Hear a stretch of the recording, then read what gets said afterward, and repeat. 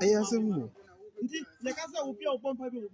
one sorry, almost more ya sorry. Can you mamma would just sorry them?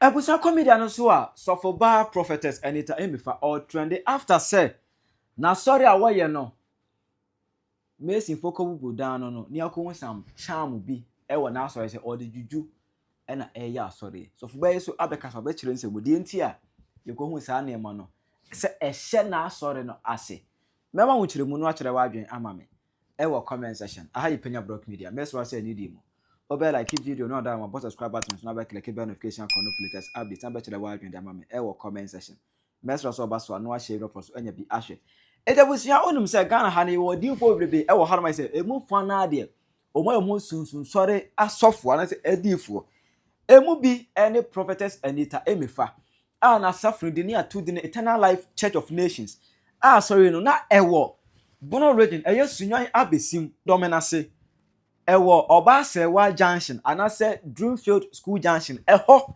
ana na asafo no elocate ayese maami na oye adwuma sunsun sori sofo oye bibia kama na ogunsa etwa mo nyina de bafo de yes oye niema bebrebe on say sunsun sori for de omie bibia bi ayese about 7 years ago eno movie from ehonomo sunyan abesimo no na say asoro no ekofom kakra 8 old bu asoro no efi honomo ema ode asase no ema asase ewura match mu kra no on anointed one prophet ekohia e wo na so dem e wo honomo kra no come a very powerful live worship.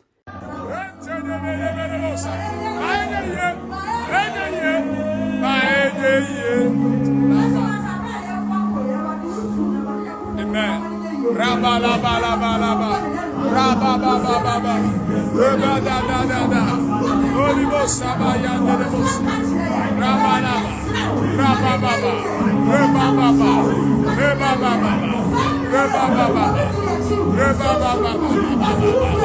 Raba ba ba ba. Raba ba ba ba. Jesus Christ. Watch out. The campus. Raba ba ba. Raba ba ba. Raba ba ba.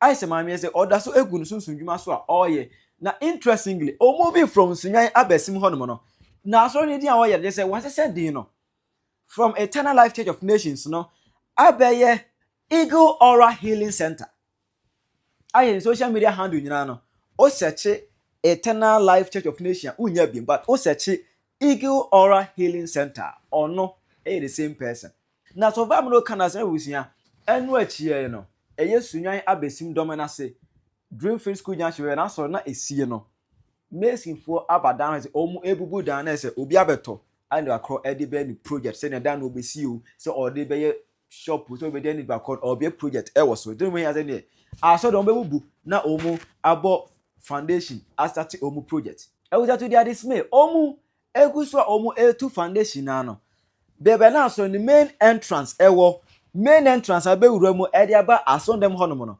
omu dwanum go hunu say yadua ade bi wo ehonom asase no kwansana bebo atra main entrance no step na bebo atra be wura sorry yadua ade bi wo down honom ase hono eye preko eti ene ade bi ana yadua wa asase na se honom Yes,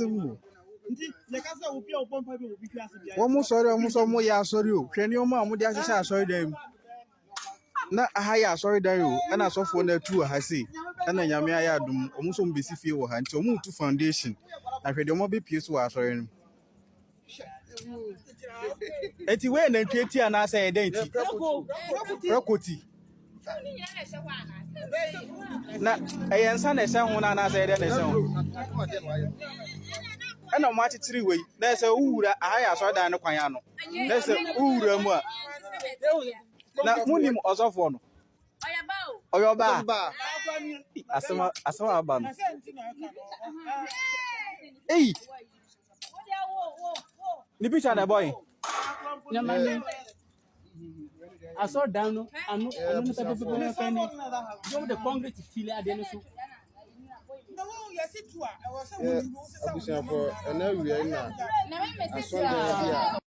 ana fe baby a pulpit altar hon baby asofu gina we na maami on say wura so dem aye pulpit ene wo ada saron baby congregation e wo no pulpit hon asofu no etina na asofu penifo tina hon asofu so egina ne altar esie a oprichie e baby asofu bay Prophetess Anita Emefa ne altar baby na ne altar esie a hon na ogina preachi eye nyanko ade ene ada e hon mo so no omuhu se abodua baby some enkua baby ase ye dua wo asase na se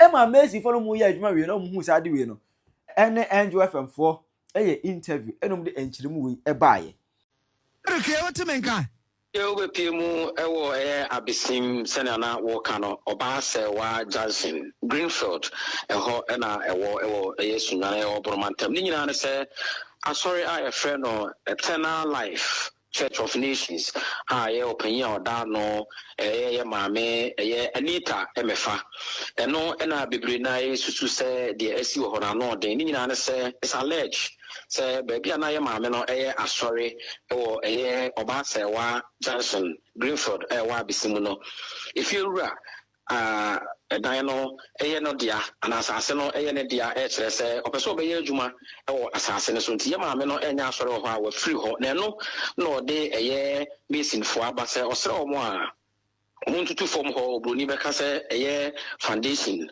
na ye hwese e betimi apeja dan a pese esi no esi asase ne so a na no na ofa o epie mu e wa hanom a ana de papa ba bi a ye fa edi wura so dan no mu ho no ho na hu se entene adade bi egugu fita na pick ti na epie e wo soro no e se form pa ofa enye adia tese efekra we fi mu ewo mi bo Erica Bwakwe entene no adanchene bi omode Google Foundation anim de ba bi anka u be wura so dem abefa na be we se ne we be de wura so dem na sofu so obejimi wa se bi brother se wejimi wo ana wo se wati so no ba se hu no ofa ade a ehye form ho no ma entene no eka ho bi na ehye form ho na pick aboa no ti no na epie soro na emu aboa no ti na nkasa nyina no preku no ehye form na ni ti no epie soro na soda water toa eka ho na nneema bi aya tetere ewo ho na no na foundation no mutu no omakwa pie saa ade ne so na ofa ba bia na foundation no mutu no ewo no ye ba bia uwura asore dan no mu a eho na abefa ansa na okowura asore dan no mu abra na yakata so no se wuwura mu a eho na abefa tie tu form ho no foundation no ya besi dan no eho na mesin fo na kwakọ hu se aniema we nyina ehye form ho no fa ko wanim kakra bo hu se Eric maame na prophetess no yi maame no ho fe anasa we ye yi obi picture fufuro bi so abofo picture bi no ode aye ne ban anasa maame na nkasa na oda so yi ofa Prophetess Anita Emefa ono ani picture na otara so ewo hono nyobi a picture ofa da bia na oya asore nti wo hwe abon se esoro ho a omotena ne mpayimfo ne omo maba asore omo ye asofofo bi omo maba besra omo omotena e fe hon altar no omo tutu ho na so dum soro ho na se chubi maako mienu ene niema bi a keka ho a ye de niema chechere chubi a opa sese bio wujimbo bi mo ye na dwere se jimi a yesi edi ye bi ehye puppet na ase wa eno so na gu yi sabe pepe baby ayi buru bi gu no ofa wo se chubi no ewo ho no sa ewo fom ho no ma niema bi kita ho na ye de abibia sa ahoma aso chubi no ba akokon achechere e de afa ho sa esane eba fom ofa ho no nyina ye baby a ye altar no soro na mpemfo etena sofoma metena soro ho bi na asore mafo no so ewo fom abra o ye asore nto mu tutu fom ho hwe so mbetimi aye foundation na fiura na timi esini dan a opeso osisi ho no ofa sa niema we nyina akwakoko pi mu ho hwe video na bo se aboa no ti ayese form no na epeja abaso na de nimfimfim ne nso ehye fom nti omo tutu fom ho no etutu no na omo kopie sa ne ma no so ade quite ho ni nyina ye ofa adanchena kese ni bi na preku Facebook for busa say na prophetess what ase ana we ache wawu kwa na ofa ye ma mi onwu ye nkoye otiase na ne number se ho ya bona no pa ya fra se teni ni ma mi bi din komo ne bisa ne se asema ya kwakopie so ewo oba se wa Johnson Greenfield wa bisimu no baby ana soro no no kre ana se enye no kre ya gba homa na gba ofa ekoye na phone no edumu atese wo fra enya de a fa di ofa we pie mu Greenfield oba se wa Johnson wa bisimu a aso dan e wo hodo ne ma ofa e wo hodo no na ma kwa ya Eric man for say ne wo mo akwa prophetess wo akopɛ mwa pɛn de ene mu nue sika ene ka se kwa fa wo ka bra ya no se prakwe na nu ya apie de eno anse do na se jobi wudi susu ya jon no akwa se wo fie sika de wa nya da bra prophetess na ja wo no so de ahwe de kuro ne ma ofa bebre na yeshia omo ewo ba bia asori oyi ye ne omo edi nkomo no bebre na no omo ho aduru omo sanse bebre na omo ogidie ewo maame ne mu na omo nim se bekwa ko wie sei sanse bebre na bahwa maame ye sa asori ase ache ama manfo bebre ebi efi mia techima ne ade nyina ofa omo ba sene be ya maame ebetini abo omo sunsun na ne matini agina yie e maame ba ko bia no pan ne no edi nkomo kire se opankasa no ho aduru ne sanse na ne maame ekwa ko operation maame kan se enya de a obe no operation so operation ne e ba so de no mo hu se maame na se mo kan no ne man sisisu yie ma ojaya osan ekwa asore fofo ofa nsem bebre na o manfo mo ba asore wo ho no mo a o majaja no na ono mo kan to ofa be pimu ewo oba se wa Johnson Greenfield wa bisimu a de ewo ho no mo no a tese ye twagu ewo Angel TV so na twagu no fa ano de banchene so na water to be ewo baby a puppet na prekwa no wone ani chobi na se bottle bi se apetahwe so snap o ya sembeni ofa ho no mo ye baby a odi ewura asore dan no no ne form ena na sa niam we nyina se filter water etoa ena dem ena aboa no na no eni mitino enso na apia ba no na sanchenya kese ni bisu sabra why Eric anumbre you treasure sabra why na eho behia se beti bibia free of ba ano ora se ejis of ba so no enhira afemfo eye ni interview so ba etire mu se oh ade on de eye normal nyame na boy ni nyina obo ni nyina ade nyame amfa ma nipa se nipa enkum eye nipa but emo obo ye eni obo ye nyina bi yetimi kum bi ala yetimi eye bi e de ye enema e ma ne boa ya nkasa enema no kirem se ono a na de hyehyɛ dan na se but enye bone kwanso na mu ode hye ho for protection o kirem se na comfort aba ho etina wo se o ye bibi asunsum nipa e protect enema no de sa nema we no e hyehyɛ asonda na se ana is e protect asore no na wode pam no ya pa be hunu nti yenko kyekere boa na ye wi a yekotoa so net of maame enso adi nkomo na wakyere mu akyere se de okan ya no pa no eno a ena ogina so na me ne ka so on radio station bi ankasa kyere inhyira 104.5 no ne ye di nkomo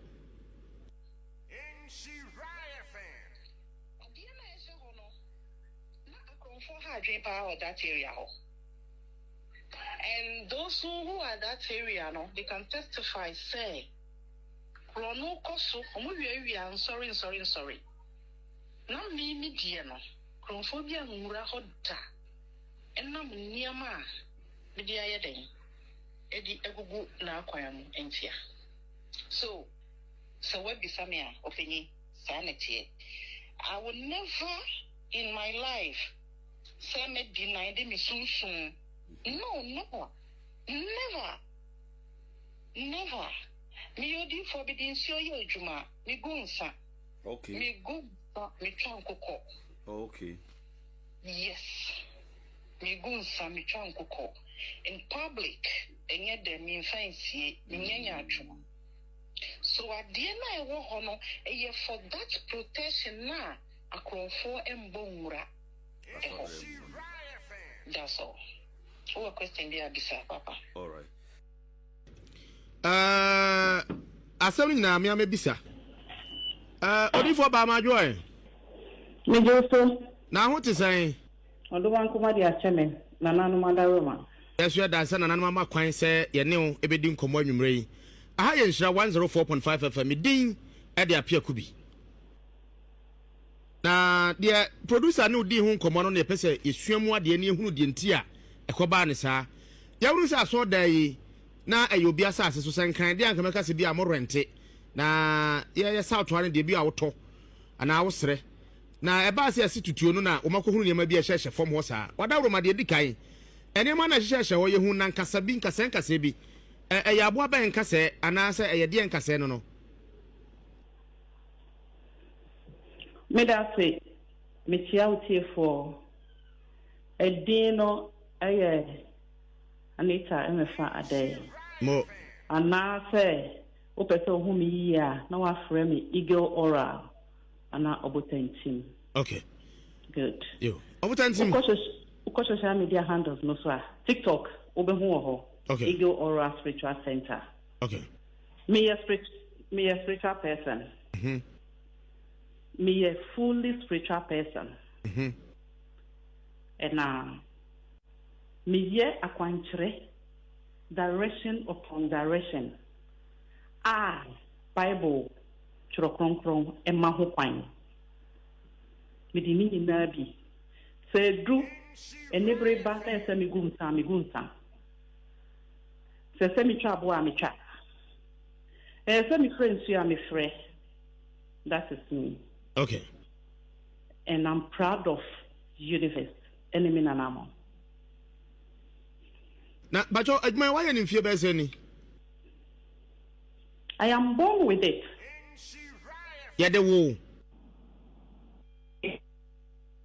Oh, ahoma no mo hwe ni me. Bacho otime kan. Oh.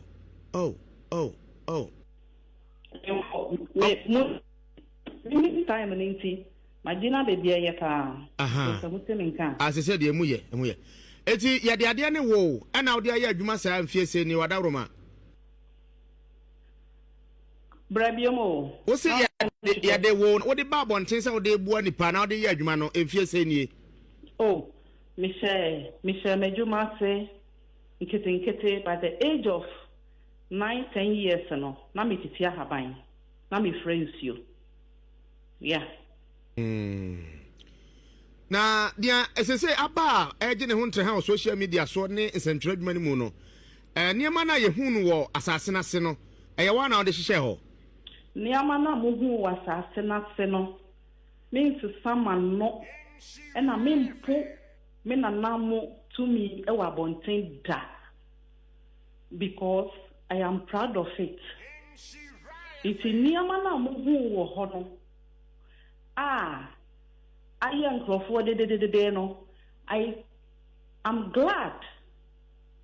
Say enina ehu ye no. Ohu aboa na wanhu nipa. Ade a odoman kuma emma ho kwan eye nipa. Ba mmoa na aka nyina ade o ma ho kwan. Say ye be yusu for our own good.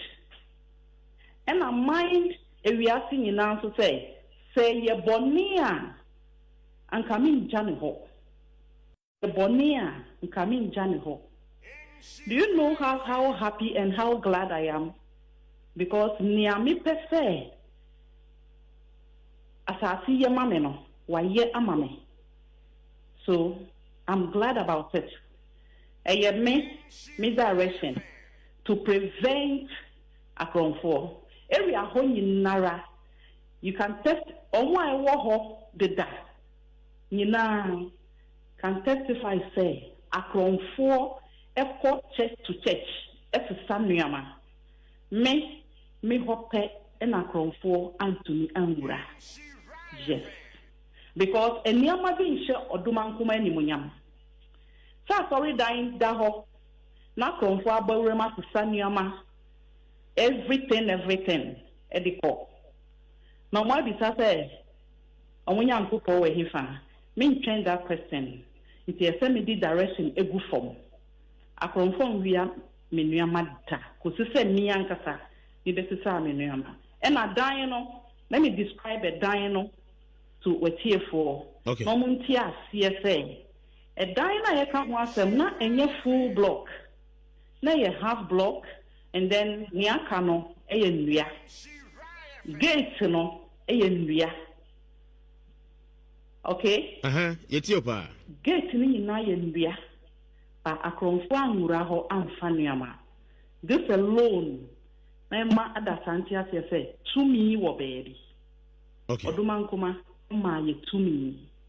Ena biom no asase no me ba be koso no. Edan no wo ho na e ho afu.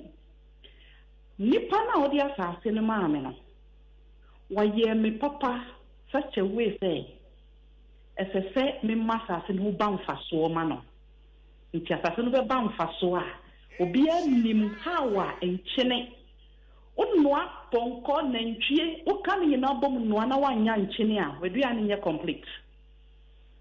So mpesa asase ne complete ema asase ora. And me kia asase no so no indeed asase ora. That area.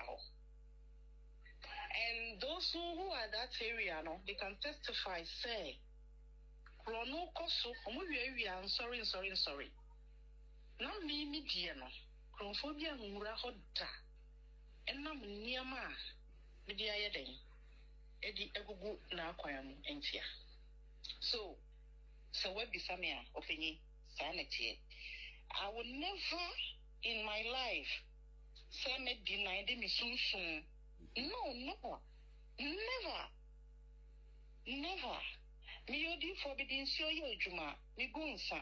Okay. Me go me try koko. Okay. Yes. Me go insa me try koko. In public, enye de me fancy me nyanya juma.